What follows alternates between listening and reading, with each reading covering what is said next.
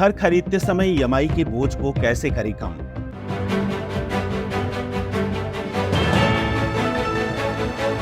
जब भी हम घर खरीदने जाते हैं तो सबसे पहले बात होती है होम लोन की। कितना होम लोन मिलेगा, कितनी डाउन पेमेंट देनी होगी और सबसे जरूरी बात ईएमआई कितनी होगी। जब आप होम लोन लेने जाते हैं तो आप अपनी तरफ से 20% निवेश प्रॉपर्टी में करते हैं, बाकी 80% का पैसा आपको होम लोन के जरिए बैंक देता है, जिसका वो तगड़ा ब्याज वसूलता है, जिसकी ईएमआई भी दमदार होती है। होम लोन और ईएमआई का क्या है पूरा भंवरजाल, आज हम आपको इस वीडियो में विस्तार से समझाएंगे। एक उदाहरण के रूप में आप ऐसे समझ सकते हैं कि आप 60 लाख रुपए में घर खरीदने की योजना बना रहे हैं, तो आपको कम से कम 12 लाख रुपए का डाउन पेमेंट करना होगा। बाकी के 48 लाख रुपए आपको बैंक होम लोन के रूप में देगा। लेकिन अगर आपके पास डाउन पेमेंट के लिए 10 लाख रुपए ही हैं, तो बैंक आपको मात्र 40 लाख रुपए का ही लोन देगा। ऐसे में आप 60 लाख की बजाय 50 लाख का ही घर खरीद पाएंगे। होम लोन लेने से पहले आपको इस बात का भी फैसला करना होगा कि आप हर महीने कितनी ईएमआई दे सकते हैं। आपको इसका आकलन जरूर करना चाहिए। आपको बता दें कि आप अपनी मासिक आय का लगभग 40% हिस्सा ही किस्त के रूप में दे सकते हैं। अगर आपकी आय 80,000 रुपए महीना है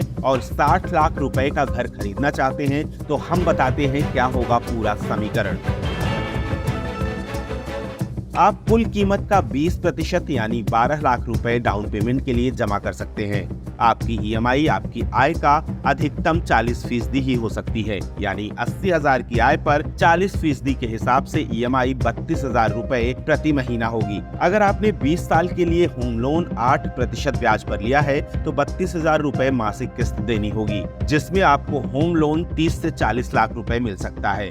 40 लाख रुपए का लोन और आपके 12 लाख रुपए के डाउन पेमेंट से आप 60 लाख का घर नहीं खरीद सकते।